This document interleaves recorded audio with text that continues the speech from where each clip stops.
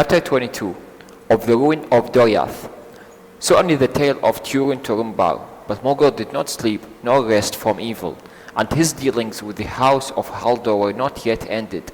Against them his malice was unsated, though Turin was under his eye, and Morwen wandered distraught in the wild. Unhappy was the lot of Hurin, for that all that Morgoth knew of the work of his malice, Hurin knew also, but lies were mingled with the truth, and all that was good was hidden or distorted. In all ways Morgoth sought most to cast an evil light on those things that Thingol and Melian had done, for he hated them and feared them. When therefore he judged the time to be ripe, ripe means of a fruit developed to the readiness of harvesting, so just like it developed already. He released Hurin from his bondage, bidding him go whither he willed, and he feigned that in this he was moved by a pity as for an enemy utterly defeated, but he lied, for his purpose was that Hurin should still further his hatred for elves and men ere he died. Then little though he trusted the words of Morgoth, knowing indeed that he was without a pity, he would look his freedom and went forth in grief, embittered by the words of the Dark Lord. Embittered means feel bitter or resentful. And a year was now gone since the death of Turin his son. For 8 years he had been captive in Angband, and he was grown grim to look upon. His hair and beard were white and long, but he walked unbowed, bearing a great black staff. Black staff here means a stick used to help moving. And he was girt with a sword. Thus he passed to Hithlum, that tidings come to the chieftains of the Esterlings that there was a great riding of captains and black soldiers of Angband over the sands of Anforleth, and with them came an old man, as one that was held in a high honor. Therefore they did not lay hands on Hurin, but let him walk at will in those lands, in which they were wise, for the remnant of his own people shunned him, means avoid him, because of his coming from Angband as one in league and honor with Morgoth. Thus his freedom did but increase the bitterness of Hurin's heart, and he departed from the land of Hithlum and went up into the mountains. Thence he descried far off amid the cloud and peak of Crisagrim, and he remembered Turgon, and he desired to come again to hidden realm of Gondolin. He went down therefore from arid within, and he knew not that the creatures of Morgoth watched all his steps, and crossing over the Brichach, he passed into Dimbar, and came to the dark feet of the Icoriath. All the land was cold and desolate, and he looked about him with little hope, standing at the foot of a great fall of stones beneath a sheer rock wall, and he knew not that this was all that now left to see of the old way of escape. The dry river was blocked, and the arched gate was buried. Then Hurin looked upon to the grey sky, thinking that he might once more descry the eagles, as he had done long ago in his youth. But he saw only the shadows blown from the east and clouds swirling about the inaccessible peaks. Swirling here means a move in a twisting or spiraling pattern.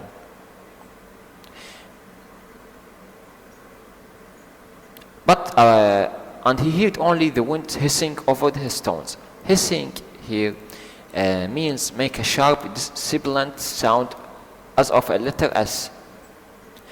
But the watch of the great eagle was now redoubled, and they marked Hurin well for a blue forlorn in the fading light. For far below, forlorn here means pitifully sad.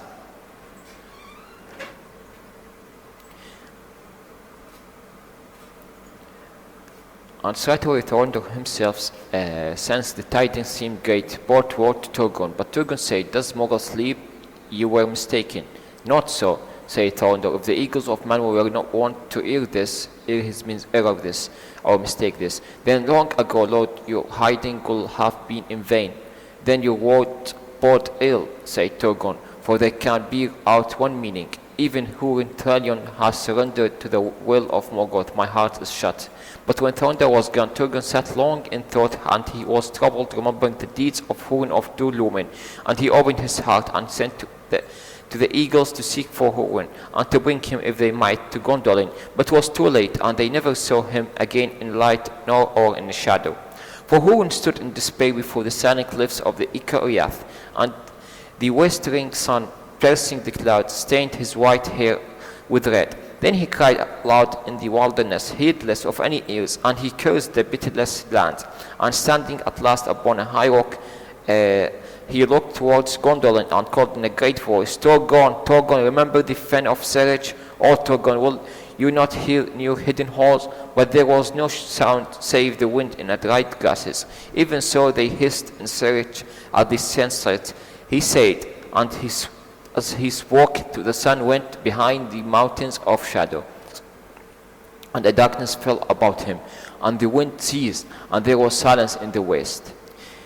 Yet there was ears that heard the words that Húrin spoke, and the report of all come soon to the dark throne in the north. And Morgoth smiled, for he knew now clearly in which region Turgon dwelt, though because of the eagles no spy of his cult yet come within the sight of the land behind the encircling mountain. This was the first evil that the freedom of Húrin achieved. As the darkness fell, Húrin stumbled from the rock and fell into a heavy sleep of grief. But in the sleep he heard the voice of Morwen lamenting, and often she spoke his name, and it seemed to him that her voice came out of Bethel. Therefore when he woke with the coming of day, he arose and went back to the Britchak, and passing along the eaves of Bethel, he came at the time of night to the crossing of Tirlen. The night sentinels saw him, but they were filled with dread, for they thought that they saw a ghost out of some ancient battle-bound that walked with darkness about it. And therefore Húrin was not stayed, and he came at last to the place of the burning of Glaurung, and saw the tall stone standing near the brink of Cabot near Nyramerth. But Húrin did not look at the stone, for he knew what was written there, and his eyes had seen that was not alone sitting in the shadow of the stone. There was a woman bent over her knees, and as Húrin stood there silent, she cast back her tattered hood and lifted her face. Tattered means old and torn. Same Bod means B-O-D-E, means prophecy or predict.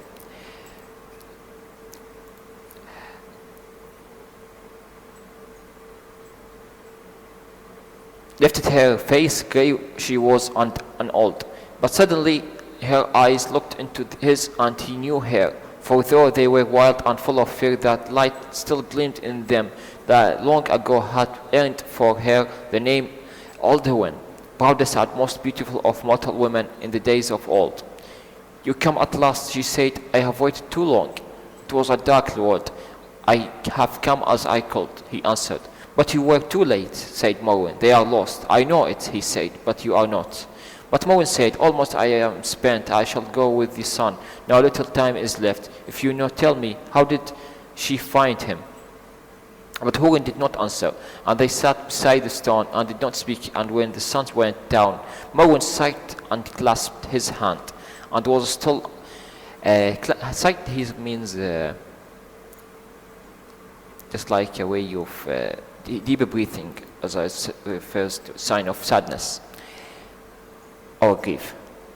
And doing that, and clasped his hand. Clasp means grasp his hand or hold his hand, and was still, and Húrin knew that she had died.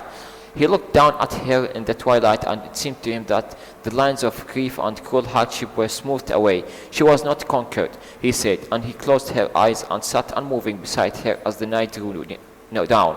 The waters of Cabot Nyramerth roared on, but he heard not sound, and he saw nothing and felt nothing, for his heart was stone within him. But there came a chill wind that drove a sharp rain into his face, and he was roused, and anger rose in him like smoke, mastering reason, so that all his desire was to seek vengeance for his wrongs and for all the wrongs of his kin, accusing in his anguish all those who ever had dealing with them. Then he rose up, and he made a grave for Morwen above Cabot Nyramerth on the west side of the stone, and upon it he cut these words: Here lies also Morwen Elduin. It is told that a seer and harp player of Bethel named Gleirhoen, seer Seer means a person who is supposed by supernatural ability to see what future holds. Named Glenn made a song saying that the stone of the hapless should not be defiled by Morgoth nor ever thrown down.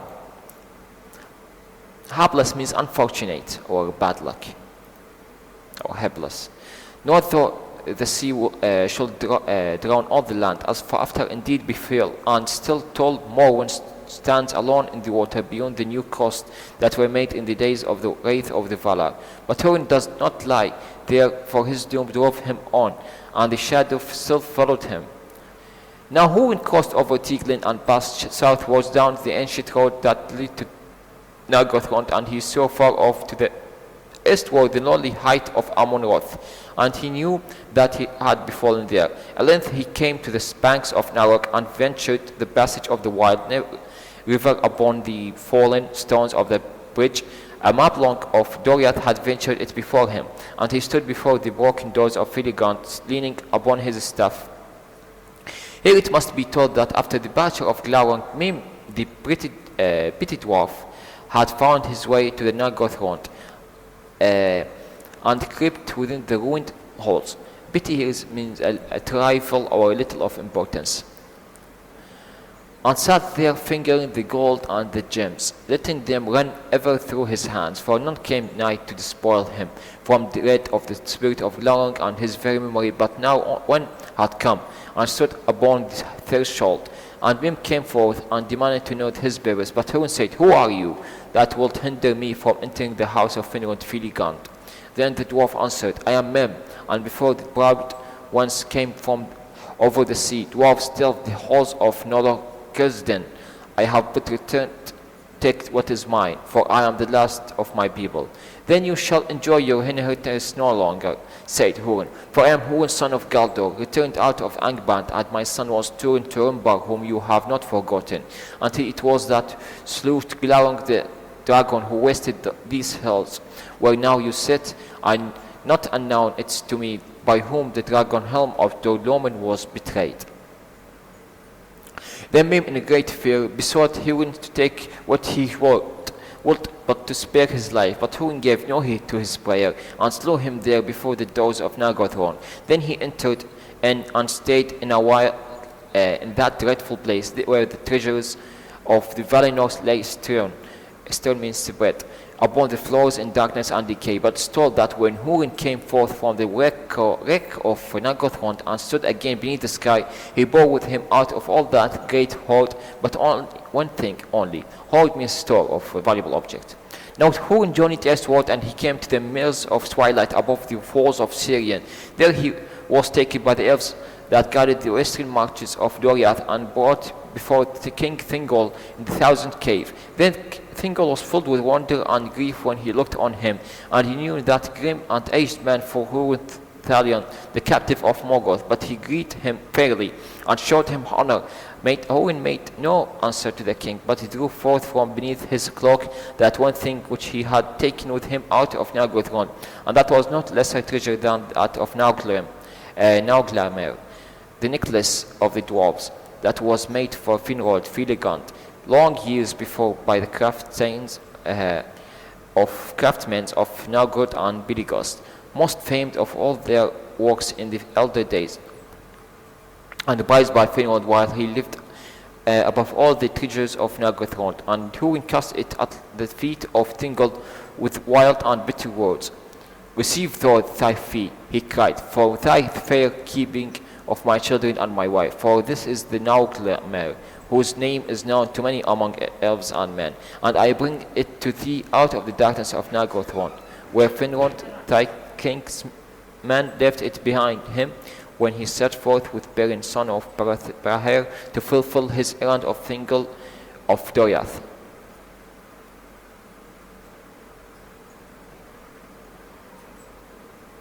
Then Thingol looked upon the great treasure and knew it for the Nauglamer, and well did he understand Hurin's intent. But being filled with pity, he restrained his wrath and endured Hurin's scorn.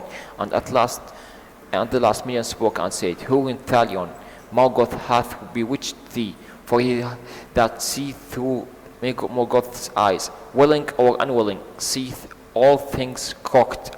Long was Turin, thy son, fostered in the halls of Minigoth. Crooked means dishonest, bit, or twist, or illegal.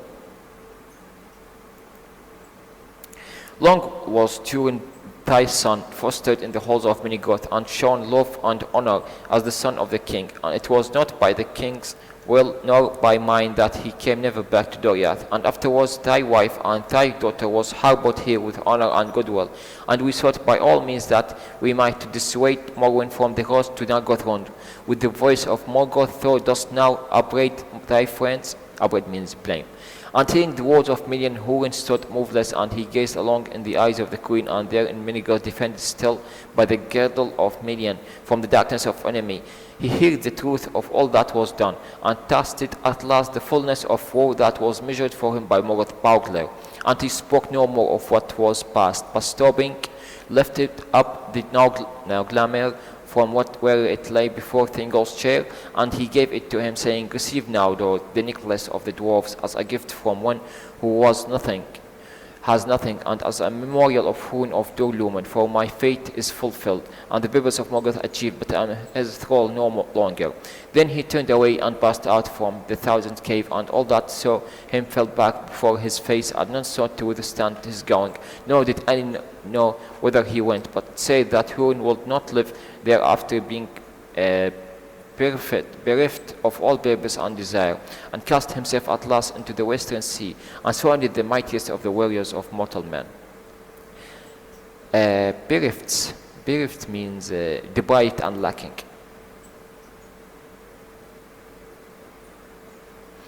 But when Hurin was gone, for Minigoth, Thingol sat long in silence, gazing upon the great treasure that lay upon his knees. And it came into his mind that it should be remade, and it should be set the Silmaril. For as the years passed, Thingol's thought turned unceasingly into the jewel of Fëanor, and became bound to it, and he liked not to let it rest, even behind the doors of his inmost treasury. And he was minded now to peer it with him always, waking and sleeping. In those days the dwarves still came on their journeys into Beleriand from their mansions in the arid London, and passing over Gillian at Sam Ethrat, the ford of stone, they travelled the ancient road to Doriath, for their skill in the working of metal and stone was very great, and there was much need of their craft in the halls of Minigoth. But they came no longer in small parties as aforetime, but in a great companions, well armed for their protection in the Beryls' land between Oros and Gillian. And they dwelt in Minigoth at such times in chambers and smithies set apart from them. At that very time great craftsmen of Novgorod were lately came into Doriath, and the king therefore summoning them declared his desire if their skill were great enough. They should remake the Nauglamir, and in it they set the Silmaril. Then the dwarves looked upon the work of their father, and they beheld with wonder the shining jewel of Fëanor.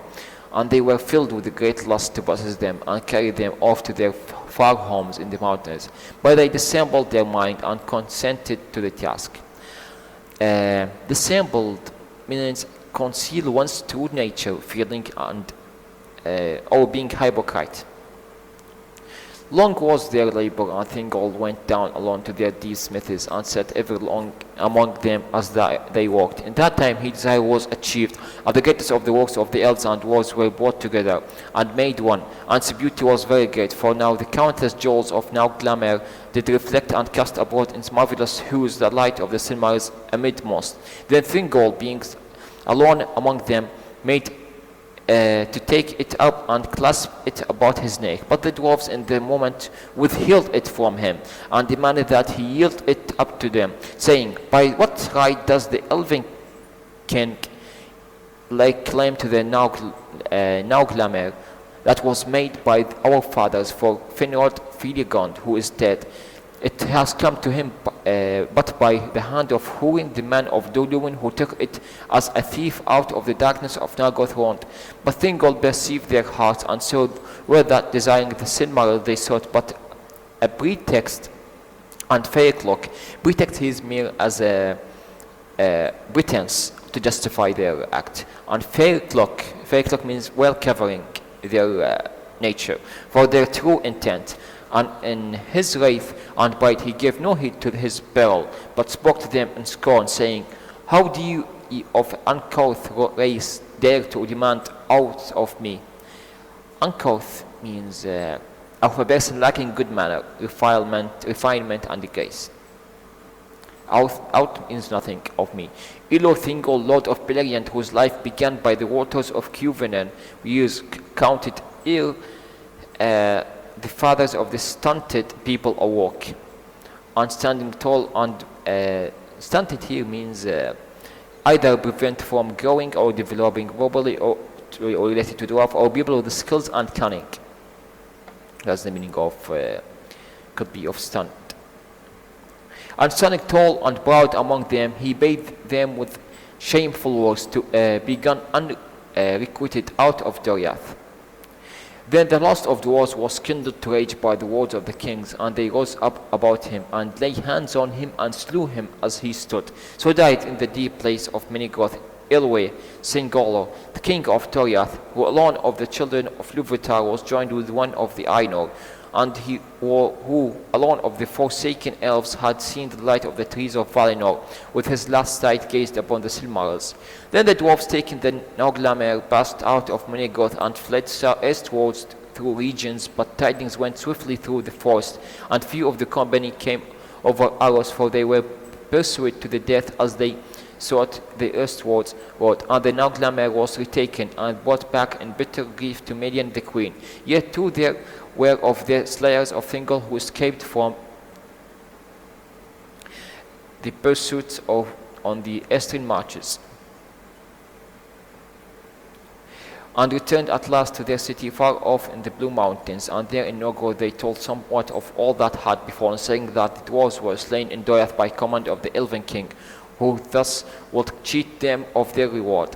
Then great was the wrath and lamentation of the dwarves of Norgor for the death of their kin and their great craftsmen, and they took their bread and wailed, and long they sat taking thought for vengeance. It's thought that they asked aid from Belegost, but it was denied them. And the dwarves of Belegost sought to dissuade them from their great host, from their bearers, but their counsel was unavailing, and ere along a great host came from the north, crossing over Gillian, marched westward through Beleriand. Upon Doriath a heavy change had fallen. Many sat long in the silence beside Thingol the king, and her thought passed back into the starlit years, to their first meeting among the nightingales of Nan Elmoth in age past, and she knew that her parting from Thingol was the forerunner of a greater parting, and that the doom of Doriath was drawing nigh. For Melian was one of the divine race of the Valar, and she was a Maya of great power and wisdom. But for love of Elwë Singola she took upon herself the form of the elder children of Ilúvatar, and in that union she became bound by the chain and trammels of the flesh of Arda. Trammels here mean resurrection.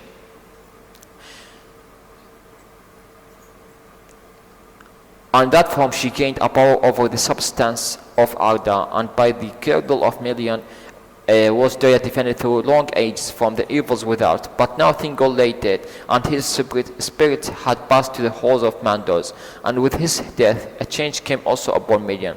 Thus it came to pass that Herber was withdrawn in that time from the forest of Neldoreth and region, and Isgalduin, that enchanted river, spoke with a different voice, and Doriath lay open to its enemies. Thereafter Melian spoke to none save to Mablung only, bidding him to take heed to the Silmaril, and to send word speedily to Bane and Lúthien and Osirian. And she vanished out of the Middle Earth and passed to the land of the Valar beyond the Western Sea, to muse upon her sorrows. Muse here means meditate, as a meditation, or thinking deeply, or heeding. In the gardens of Lorien, whence she came. And this tale speaks of her no more. Thus it was that the host of Naugrim, crossing over Aros, passed unhindered into the woods of Doriath, and none withstood them, for they were many and fierce, and the captains of the grey elves were cast into doubt and despair, and hither and thither, purposeless. But the dwarfs held on their way, and passed over the great bridge, and entered into Minigoth, and there befell a great, most grievous among the sorrowful deeds of the elder days. For there was a battle in the 1,000 caves, and many elves and dwarves were slain, and it's not been forgotten, but the dwarves were victorious, and the hills of Thingol were ransacked and plundered. Ransacked means looted or raided. There fell Babylon of the heavy hand before the stores of the treasury wherein lay the Nauglammer. But the Silmarillion was taken. At that time, Beren and Luthien dwelt in Tol Galen, the green isle in the river Edwarant, southernmost of the streams that failing from arid London, flowed down to join with Gillian, and their son, dear Elochel, had to wife Nimloth, kinswoman of Celeborn, a prince of Doriath, who was wedded to the lady Galadriel. The sons of Dire and Nimloth were Elrod and Elorin, and the daughter also was born to them, and she was named Elwing, which is a star spray, for she was born on a night of stars, whose light glittered in the spray of waterfall of Lanther Lamath, beside her father's house. Now word went swiftly among the elves of Osirian that great host of dwarves, being gear of war, had come down out of the mountains and passed over Gideon at the ford of stones. Their tidings came soon to Beren and Luthien, and at that time also the messenger came to them out of Doriath, telling of what had befallen there. Then Beren arose and left Tol Galen, and summoning to him Dire his son, they went north the river Askar, and with them went many of the green elves of Osirian. Thus it came to pass that when the dwarfs of Norgod returning from Minigoth with the diminished host came again to Sam Athrad, they were assailed by unseen enemies, for as they climbed up Gillian banks, burdened with the spoils of Doriath, suddenly all the woods were filled with the sounds of elven horns, and shafted spit upon them from every side. There are very many of the dwarves were slain in the forest onset, but some escaping from the ambush held together and fled eastward towards the mountains, and as they climbed the long slopes beneath Mount Dome, they came forth the sheep herds of the trees, and they drove the dwarves into the shadowy woods of arid London, whence it said came never one to climb the high passes that led to their homes. In that battle by Sam Athrad, Beren fought his last fight, and himself slew the Lord of Norgod, and wrested from him the necklace of the dwarves, but he dying laid his curse upon all the treasures. Then Beren gazed in wonder on the same jewel of Valinor that he had cut from Morgoth's iron crown, now shining set amid gold and gems by the cunning of the dwarves, and he washed it clean of the blood in the waters of the river. And where all was finished, the treasure of the Doriath was drowned in the river Askar, and from that time the river was named anew Ratholirial, the golden bed. But Turin took the Nauglammer and returned to Tol Galen. Little did it ease the grief of Luthien to learn that the Lord of Norgod was slain, and many dwarves beside. But it said and sang that Luthien wearing the necklace and the mortal jewel was the vision of greatest beauty and glory that has ever been outside the realm of Valinor, and for a little while the land of the dead that live became like a vision of the land of the Valar, and no place has been since so fair, so fruitful, or so filled with light. Now there Thingol's hair paid farewell to Beren and Luthien, and departing from Lanther Lamath with Nimloth his wife, he came to Minigoth and abode there, and with them went their young sons Elord and Elorin, and Elwing their daughter. Then the Sindar received them with joy, and they arose with from the darkness of their grief for fallen king, and for the departure of Midian. And there Elochel sent himself to raise anew to the glory of the kingdom of Doriath. There came at night of autumn, and when it grew late, one came and smote upon the doors of Minigoth, demanding admittance to the king. He was lord of the green elves, hastening from Osirian. And the door wards brought him to where Dire sat long in the chamber, and there in silence he gave to the king a coffer. Coffer means just like a strong box holding valuable object, and took his leave. But in that coffer the necklace of the dwarves, wherein was set the Silmaril, and they looking upon it knew it for the sign that Beren, Erkamion, and Luthien Tinuviel had died indeed, and gone where God the race of men to a fate beyond the world. Long did Tyr gaze upon the Silmaril which his father and mother had brought beyond hope of the terror of Morgoth, and his grief was great that death had come upon them so soon. But the wise have said that the Silmaril hastened their end, for the flame of the beauty of Luthien as she wore it was too bright for mortal lands. Then Tyr arose, and about his neck he clasped the Náglamir, and now he appeared as the fairest of all the children of the world, of threefold race, of the Eden, and of the Eldar, and of the Mayor of the Blessed Realm. But now the rumor ran among the scattered elves of Beleriand that their Thingol's hair wore the Náglamir, and they said, a Silmaril of Fëanor burns again in the woods of Doriath, and the oath of the sons of Fëanor was waked again from the sleep. For a while Luthien wore the necklace of the dwarves, no elf will dare to assail her. But now, hearing of the renewal of the Doriath, and of the Doriath's bride, the seven gathered again from wandering, and they sent to him to claim their own. But there returned no answer to the sons of Fëanor, and Killigorm stirred up his brothers to prepare an assault upon Doriath. They came at unawares in the middle of winter, and fought with Tyr in the 1,000 caves, and so befell the second slaying of elf by elf. There fell Killigorm by Doriath's hand, and there fell Corofin and Dark Caranther by their hand. Fell Corofin and Dark Caranther.